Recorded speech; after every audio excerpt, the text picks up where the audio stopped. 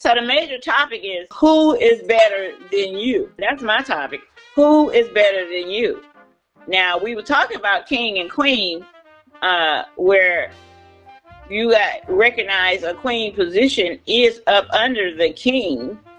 The queen is not over the king, but does that make her better than the king? Or does that make him better than she is? Because he has the gift to handle the rough parts of life, where of course there is women that say they can handle the rough parts of life, but then there are women that feel like the feminine part is the glory part to themselves. So if we look at, like we did look at David and Saul. David, I'm not gonna say David had a lesser look than Saul, but Saul was gathered by the people and appointed king because of his looks, because of his rough interior, because of his over 7 feet. Everything about him said man. And what do women look at as everything about a man saying man? Even men look at men and say everything about that man is man, but they didn't look at David like that. But God looked at David like that, as far as he was willing to follow the scriptures, believe that God was everything and not this world was everything. David believed in the ways of God, where Saul just didn't have the understanding. And if he had the understanding, he probably could have been as good as David. But again, I'm going to keep on bringing up, who is better than you? Depending on the views of the, what did they say about the view of the beholder? You know that wording? It's the eye of the beholder. Its beauty is in the eye of the beholder. Beauty is in the eye of the beholder. So then when you got that race thing going on, where people tripping about color, I mean, they did it in the movie Wicked, where the green is like, no, it's horrible. What's with the green? And that's the racist thing. It's still people, the beauty is in the eye of the beholder. I like green personally, but in my tribe, color would not be a thing. But in other people's tribe, they might not like gray, or what they call doo-doo brown.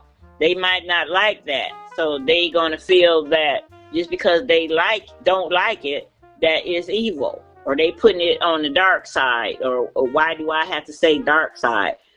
Why is dark evil or portray evil to people? So then that's where we, to me, come up with the separation of things. What's good, what's bad. We done decided white is pure and dark is bad. Mm-hmm. But I don't think it's about the color of your skin. It's really just like black. People are more so brown, and then... Well, depending on the different cultures that you look at, there are some people that is considered blue-black. That's how dark they can get. But the whole point of the dark, what I'm trying to say is that some people, that's why I try to use the word brown. Some people say brown is a doo-doo brown. So some people don't like that color. They're going to put it in a bad place because they literally just don't like that color. Some people just like white. Some people want yellow white, what they call cream color. They don't like a whole pure white. Some people just don't like what I just use the word pure at all. Why we have to say white is pure? Why can't we say red is pure? Because its beauty is in the eye of the beholder. And you're going to have the separation of the people. Like I was saying, how they talk about this one girl trying to say that she is a black girl, but trying to act white because she want to wear long hair. Mm-hmm. Well, what is that acting? How is that acting white? Because she want to wear long hair. Maybe she just want to wear long hair. Maybe she's not trying to act white. What is the difference? Is it the way you dress? Is the world perceiving you are black because you dress in African tribe gear? or what kind of gear you got to dress in. What makes you, do we have to uphold to the newest styles? Are you not accepted as okay because you got on all leather? Or does that person make you a sadistic person that wants to harm people because you wear all leather? Literally, I want to do the game, called changing, and to win, you gotta be dressing for success. So to win, actually, because you are trying to live in this world and be accomplished, to say that you are a king or a queen, you're gonna have to be in what is accepted in this world as a king or queen's gear. Like, people accept kings and queens with a lot of gold. They think when they look at you, they think you gotta have gold, or you ain't no king or no queen. It's the visual, and it's really who you gearing, or who you're standing on, or beliefs that you are standing on. Let's go into the belief world. In the belief world, people don't want to believe that God is going to put people in hell, because of the consequences of their actions. And they don't want to believe, they want to believe that man wrote the Bible, which gave us scriptures that tell us that if you do this, that's bad, and if you do that, that's good, and that's how you get to heaven. But yet the gospel is literally saying something else, literally saying that who denies the Father and the Son. What scripture did we find that was in? That was in 1 John 2:22. It literally says that you are an antichrist if you deny the Father and the Son. But yet you got a whole churches built on that Jesus Christ is the God, and eliminating the Father. Right. So, but again, I want to keep bringing up, who is better than you? I mean, just because the people have to understand it, that's different than the Trinity. What does that mean? What does that mean for them? Is that, I had a whole uncle that said, if you don't follow the Saturday as the Sabbath thing, then you're all going to hell. I mean, just because the other people are, not believing in the Trinity, what that mean? That they got to go to hell? They are believing in the Jesus Christ. They are believing to the best of their understanding. Now, I'm not going to, I literally don't want to address the gay thing, but the scripture literally is not talking well with the gay thing. And, the Pope stood on the side of the gay thing. I heard that. I just was watching a video on that. They was talking about the trans and LGBT wanting to come into the church, and the Pope. Well, they do. They already have their own. They already have their own stuff. The whole point is that a lot of people, we just got through saying it. The Trinity thing. A lot of people is not accepting the Trinity. Even though the scripture says you can't be denying the Father and the Son. So a lot of people got their own views of the church and the whole views, their own views of the scripture. So those gay people, I guess they're gonna just X out that scripture that said that it's several scriptures that say he not with that man laying with man stuff. Yeah. So I mean, I guess they just gonna X that out. Yeah, that'll be their consequences with God when they face God. If they want to serve Christ in a small way or not follow all the rules, you got a lot of them. You got a whole doctrine of people that will like, no, it's not about works. You ain't making it to heaven for works. So I guess the gay people will fall under the, oh yeah, well, we're not doing works things. That's a work. So that's where they will fall under. But I'll tell you where everybody getting deceived in this generation, because I'm a part of this generation. God knows my heart.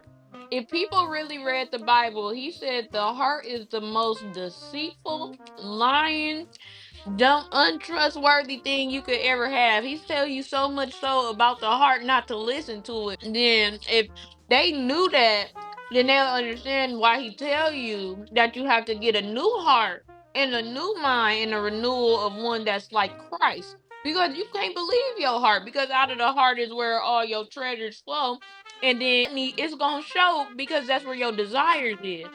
So God know your heart, yeah, but He wants you to have a different heart, because your heart is full of sin all the time. So I don't think people get that second part of the understanding. Like, yeah, He may know your heart, but that don't mean He wants you to believe and follow everything your heart tell you to do. But then, where do we get this our heart thing? I mean, I understand that's a worldly thing, but what I'm saying when I say where do we get it, I'm saying that different cultures, different people that's raising their children are raising them to like certain stuff. Yeah. So then, and it's raising them to love a certain way. So then, and that's where people getting confused with facts and feelings. Just because you feel this is right, don't mean that it's right. That's a whole nother deception of the heart. Well, I feel this way. Well, good thing your heart wasn't made to do all the thinking, because you can feel that way, but that ain't a fact. Your brain is where your fact's supposed to come from. And just because you feel is right, don't mean it is right. It's still culture. Is it still your raising? Was you trained this the way? The thing is, if you were trained that it's okay to sit on the floor and eat food, and I think it's a whole culture that does that. Yeah, and then Chinese people do that. I'm just saying, some people, is not totally against that, because they feel bacteria and germs is closer to the floor. Right. So they like, no, that, my heart is saying that I'm going to get sick. Right. If I do that, So then, but then let's go back with the who is better than who is, because you eat at the table better than those that eat on the floor? I wouldn't necessarily say that, because the people who I'm just asking you. I'm just saying. I mean, some people keep their floor well clean. You ain't coming in their house without taking off your shoes. Right. So they might not feel on the floor is where all the bacteria at. They might feel the bacteria is from the ceiling to the floor. Right. It don't matter. It's in the air. You know. So they might not feel, but the other people is like, look, the higher we get to the sky, the cleaner the area is. Okay, so they might feel like you got to go high, and it's gonna be cleaner. So then in their mind, they might say, now not me. They might say that eating on the floor is against my culture, and I'm better than you because I learned to eat at a table. Right. Okay, because the whole point is, who is better than you? You're not better because your hair is longer or your skin is different color and everybody else like this particular skin and other people don't like that particular color skin. Mm-hmm. How does that make you better? Okay, we recognize, even if we didn't want to recognize, as a people, we recognize the king has got the position. Is the title make him better? Does the title make him better? I think the title, I think it's the position he's in. Okay, so then because he carry a position, that makes him better? No, I don't think that make him better. I think what make him better is like his attitude and like who he is as a person. Okay, so you got Queen, you got the King Henry VIII that was cutting off all the women's head. Yeah. So he was known not as a good king. Right. Okay, so then you got other kings that was doing good stuff. You got if you go to the Catholic Church, you got they saints, Saint Francis of Assisi, a lot of saints, Mother Teresa. They got saints that has been sainthood because of the actions that they did. Mm. That was saintly. That was close to being godly. Right. Okay. So I'm not gonna say, because I'm not Catholic, I'm not gonna say that they say their saints is better than anybody else. Mm. But as a person that's outside of the church, I think it looks like that their saints is better than the regular people that go to the Catholic Church. Mm. I think that it may even be a goal to become sainted, because look at all the good stuff they did for God. Right. Okay. God, if we use our ruler of following God's rules in the Bible, he is telling us, he's not telling us that when you go in the fivefold ministry, he's not telling you that these people are better. He ain't saying the teacher is no better than the preacher ain't no better than the teacher, the evangelist ain't no better than the apostle. It's just saying, like you said, the title and position of what they're doing, it looks better to the people. Right. It looks, even though you got some people that don't even want to receive an apostle or a prophet because they don't feel like they know better than the preacher. But that goes back to saying you don't have the understanding. Did Saul have the understanding that David had? Maybe Saul would have been just as good as David if he had the understanding of God's ways and and he wouldn't have got caught up. Right. So it's all about understanding, and if that understanding put you in a certain position, like we were talking about calculus, and I don't like calculus. I like history, but I don't like math at all, and I don't feel lesser about myself because I'm not into the arithmetic or the math. The thing is, it's needed. I know it's needed, and know we can use it in everything we do in life. But I feel like we can't deny history either. I feel that that's something that's needed, and I put more of my focus there. And I guess if I learned better in the math side, I would probably put more focus on it. But I don't put a lot of focus on math. So then I look at people, this is me in my opinion, I look at people that don't put a lot of focus on God and God ways. They just don't understand. Mm-hmm. So if they don't understand, should they be downgraded? Should they be said they are lesser? What our whole topic that we just talked about, who is better than who is better than you, is really the perception. The perception is no different than beauty is in the eye of the beholder. That, to me, that's the perception. All we doing that has established is that it's the perception of who are you, how are you grading life, how are you grading people, and that's your choices. Your choices have been given to you, but one thing I've learned is that people recognize a king or queen by the gold. So their outer appearance. And their outer appearance. Well, a lot of them, it's not gonna. Well, most the kings or queens is going to present themselves as royal, and they gonna have gold and people attending to them. Mm-hmm. Everybody that don't have that, everybody can't be king and queen. Put it that way. Mm-hmm. Everybody can't be the king and queen.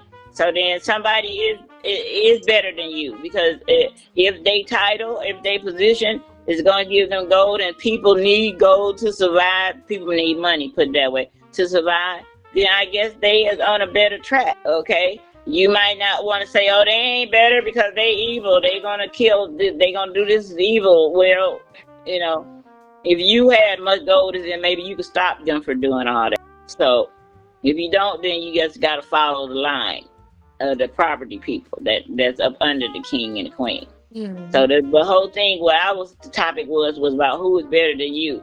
I think personally that the king is better than the queen, and people will say, yeah, that's because the king got a higher position. What's the position? They both was in a royal, so how is he better than her? I think it's because I don't know that king and queen thing, but I think he can get a divorce. He ain't got to drop her head off like Henry VIII. But he can get another queen all the time. But can she get another king? I think she in a lesser state, because she can't just get off of him after they divorce and go get her another king. And many women will say, why can't she? I'm going to be like, look, the way I look at it, the king can get a queen before the queen can get a king.